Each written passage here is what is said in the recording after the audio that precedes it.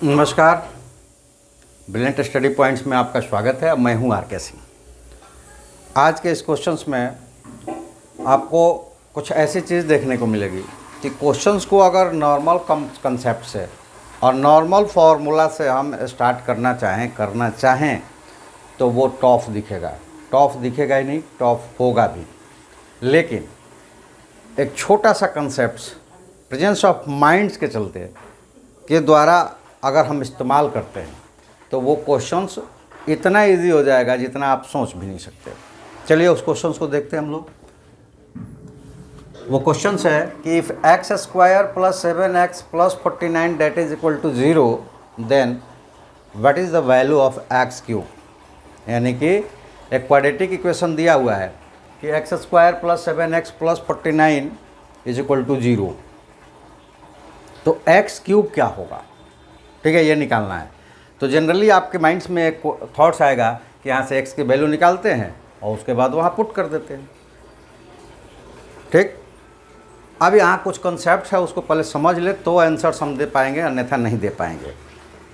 इसको अगर हम निकालना चाहें एक्स की वैल्यू, तो एक्स की वैल्यू क्या आएगी, एक्स की वैल्यू क्या आएगी, तो एक्स की वैल्यू यहाँ पे आएगी इमेजिनरी नंबर।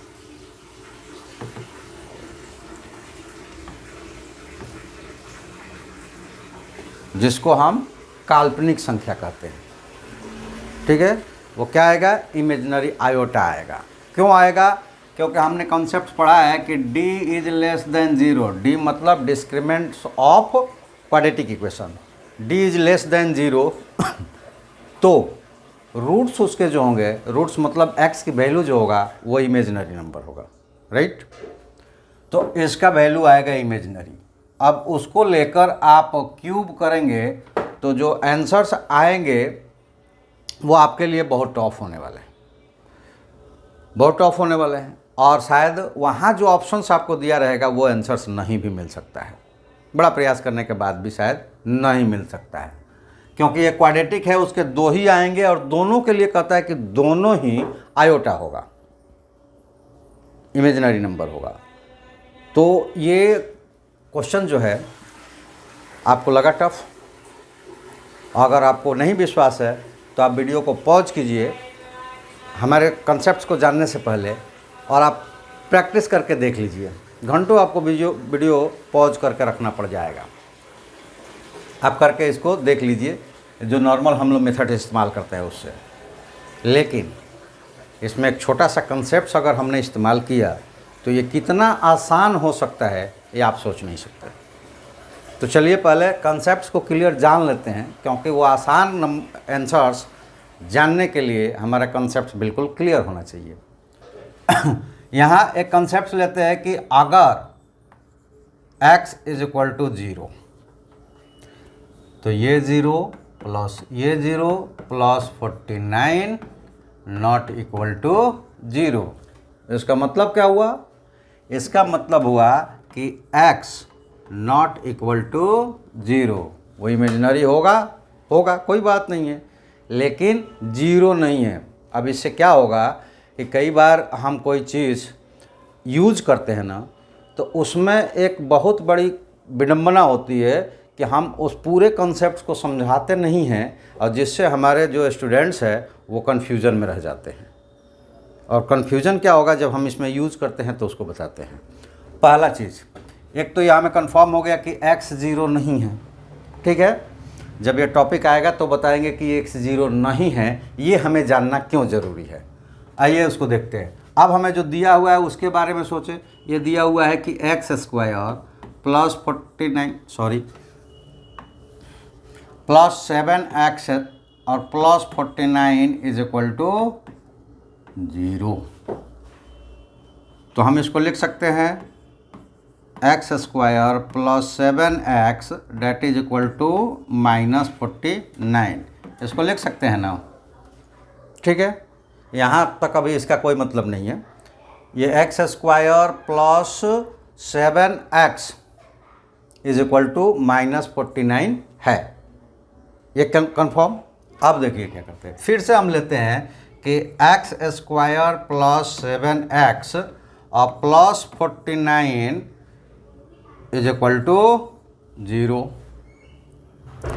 अब यहाँ इसकी ज़रूरत हमें है। क्यों ज़रूरत है? क्योंकि अब इसमें हम x का मल्टीप्लिकेशन करते हैं। दोनों तरफ हम x मल्टीप्लाइड कर सकते हैं, चाहे कोई भी नंबर मल्टीप्लाई कर सकते हैं, क्योंकि बीच में इक्वलिटी साइन लगा हुआ है। तो जो इक्वेशन होता है उसके दोनों तरफ सेम अमाउंट सेम टर्म्स को मल्टीप्लाइड, डिवाइड, सब्ट्रैक्ट या एडिशन किया जा सकता है। ये रूल्स में है, कंसेप्ट है, यहाँ कोई कन्फ्यूज़न नहीं है और यहाँ किसी भी तरह का सवाल नहीं है। ठीक है, चलिए ऐसा हमने क्यों किया ये भी बता दें। क्योंकि हमें चाहिए x3, तो इसमें एक हम टर्म लाना चाह रहे हैं x3। अब जब इसको फॉरवर्ड करेंगे तो ये हो जाएगा x3, ठीक है, प्लस 7x² और plus 49x is equal to 0। ठीक है, यहाँ तक कंसेप्ट क्लियर। और कहीं पे भी किसी भी कंसेप्ट का उल्लंघन नहीं किया गया है, यानी कि क्रॉस नहीं किया गया है। आप कहीं पे भी इस पर उंगली नहीं उठा सकते कि ये ऐसा भी हो सकता है। एक उंगली थी कि x इज इक्वल टू 0 अगर हो तो दोनों तरफ 0, तो ये कौन सा टर्म्स हुआ कि हम दोनों तरफ 0 कर दे फिर उसको निकालें। ठीक है, तो इसीलिए पहले हमें ये चेक किया कि x 0 है कि नहीं है। इसको हमने कंफर्म कर लिया है कि x 0 नहीं है। अगर x 0 नहीं है तो कहीं भी हम मल्टीप्लाइड डिवाइड कर सकते हैं, वो इक्वेशन सेम टू सेम बना रहेगा। अगर x 0 होता तो ये डिवीजन में नहीं होता और वो रूल को क्रॉस कर देता। ठीक है, लेकिन यहाँ पे कोई रूल क्रॉस नहीं हुआ है। अब इसको फर्दर हम थोड़ा सा आगे ले चलते हैं, तो यहाँ हमें मिल जाएगा कि x³ is equal to -7x² minus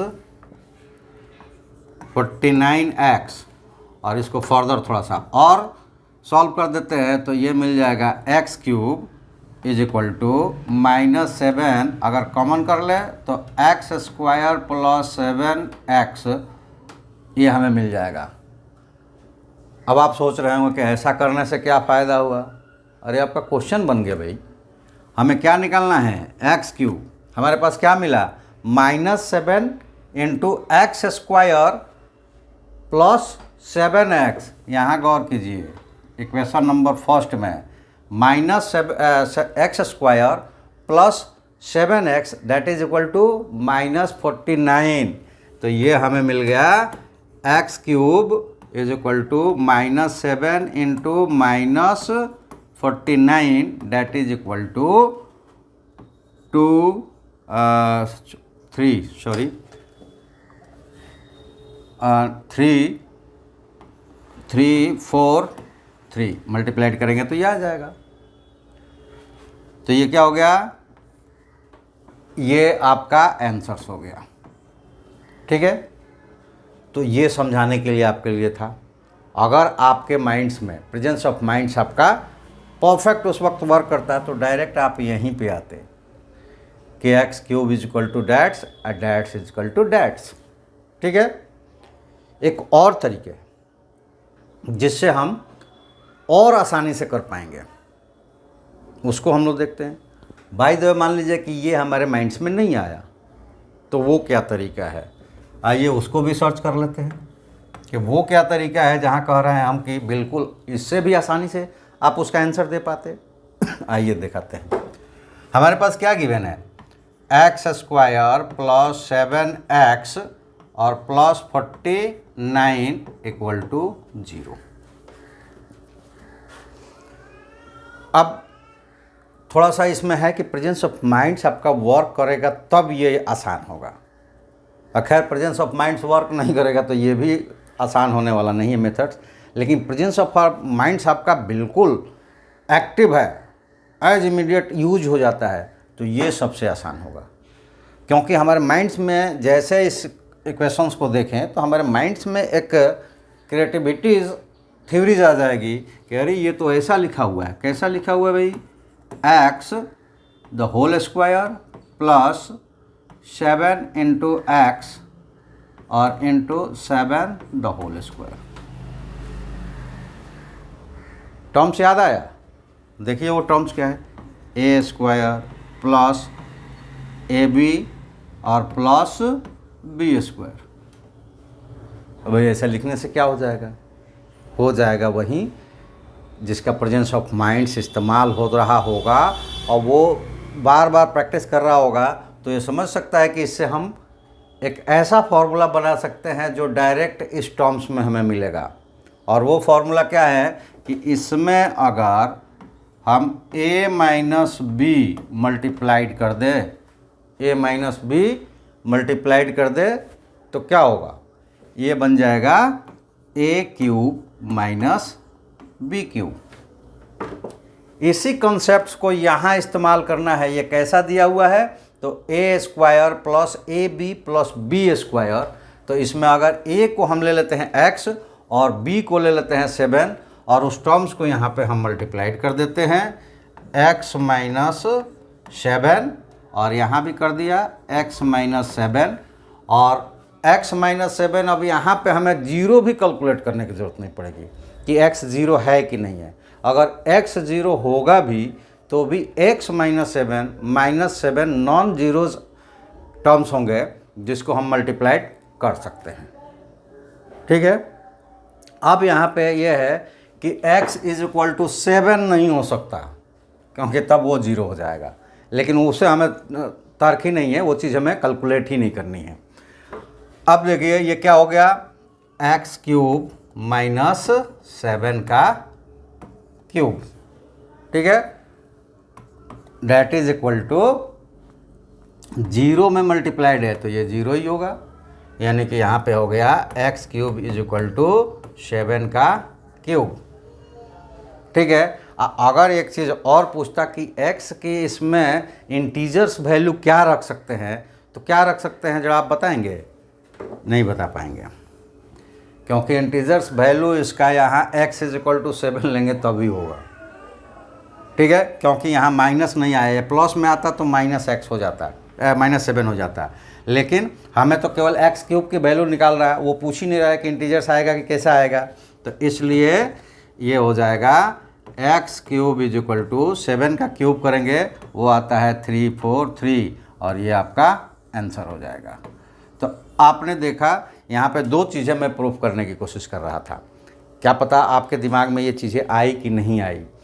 ज़्यादातर आजकल क्या हो रहा है कि आजकल के स्टूडेंट्स वीडियो जब ऑन करते हैं उनको पढ़ना तो है वीडियो से ही, क्योंकि वो स्कूल और कोचिंग में जो जाते हैं ना तो वो क्या करने जाते हैं वो तो आप लोग खुद अपने ही आपसे ही कैलकुलेट करके बताइएगा, अपने से ही सोच कर बताइएगा। लेकिन वीडियो जब ऑन करते हैं ना तो वो कोशिश करते हैं कि वीडियो में वो वीडियो हमें मिले जिसमें अब शब्दों का इस्तेमाल करके आपको कुछ इंटरटेनिंग वर्ड्स दिया जाए या फिर किसी इस तरीके से बोला जाए, चिल्लाकर बोला जाए, ऐसे करके बोला जाए ताकि आप इंटरटेन हो।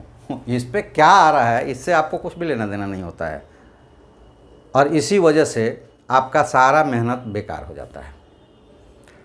आप उस चीज़ को अपने जीवन में उतारो जिस चीज़ को से आपको बाद में चल के परेशानी ना हो।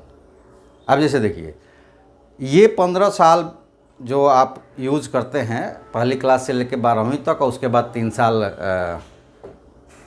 कॉम्पिटिटिव एग्ज़ाम, तो ये मेडिकल के लिए, तो ये इंजीनियरिंग के लिए, ये 3 साल रहते हों आपके पास। या उसको ऐसा कहेंगे कुछ नॉर्मल्स बच्चे चले जाते हैं बीएससी बीए बीकॉम्स करने के लिए, बैचलर्स डिग्री लेने के लिए, और उसके बाद वो कॉम्पिटिटिव में आते हैं तो उनके लिए 2 साल और जोड़ ले तो हम 15 को बढ़ाकर 17 कर सकते देते हैं। ये 17 साल जिसने मस्ती की वो बाकी के लाइफ में सर पे हाथ रख कर रोएगा। और ये 17 साल जिसने, वैसे तो 15 ही स्टैंडर्ड्स है, 15 में ही क्लियर हो जाता है, 15 साल या 17 साल आप ले लें तो इसमें जिसने प्रॉपर वे में प्रैक्टिस की वो बाकी की लाइफ जिस तरह के वीडियो चाहे देख सकता है, जिस तरह की लाइफ चाहे जी सकता है, क्योंकि उसके पास पैसे होंगे।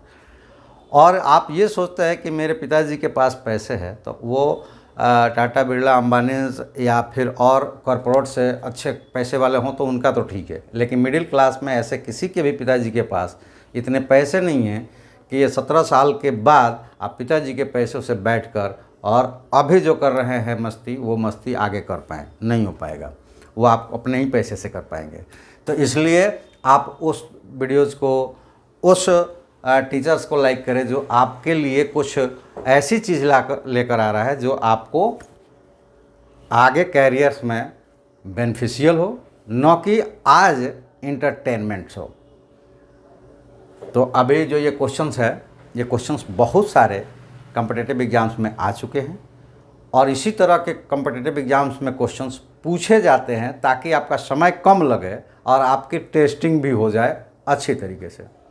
ठीक है, तो आरआरबी एनटीपीसी जो है अभी तुरंत होने वाला है, महीने 2 महीने बचे हुए हैं। तो आप अगर चाहते हैं कि उसकी तैयारी करें तो हमारे टारगेट बैच से जुड़िए। आपको कुछ नहीं करना है, आप सब्सक्राइब कीजिए, एक कमेंट्स कीजिए, आपको एक व्हाट्सएप ग्रुप प्रोवाइड की जाएगी और उसमें आपको कंप्लीट तैयारी करवाई जाएगी। वहाँ आपको मैसेज चला जाएगा कब आप उस पर जुड़िए और कब आप उसको देखिए और आपके जो सवाल है वो हम तक पहुँचाइए, उसका प्रॉपर जवाब मिलेगा पूरे कंसेप्ट्स के साथ। तो चलिए आज के वीडियो में इतना ही। हम आशा करेंगे कि आप लाइक शेयर कमेंट्स करेंगे, अपने दोस्तों से भी सब्सक्राइब करवाएंगे और कोशिश करेंगे कि कैरियर को रिफॉर्म करें ब्राइटनेस की तरफ, न कि उसको पुस्ट अप करें डार्कनेस की तरफ। ये 15 साल की मस्ती लाइफ में रुला सकती है और ये 15 साल की व्यस्तता यानी कि परफेक्ट प्रैक्टिस अगले लाइफ, मतलब उसके बाद वाली जो लाइफ है उसको खुशनुमा बना सकती है। चॉइस आपके आगे है, आपके हाथ में है, क्या करना चाहते हैं आप जानें। अगर ये वीडियो पेरेंट्स के पास जा रहा है तो वो भी सब्सक्राइब करें और अपने बच्चे को ये ज्ञान ज़रूर दें कि ये 15 साल की मस्ती जो है ना आगे की लाइफ आपको रुला सकती है। चलिए आज इतना ही, फिर अगले वीडियो में मिलते हैं। तब तक के लिए धन्यवाद, थैंक यू, जय हिंद।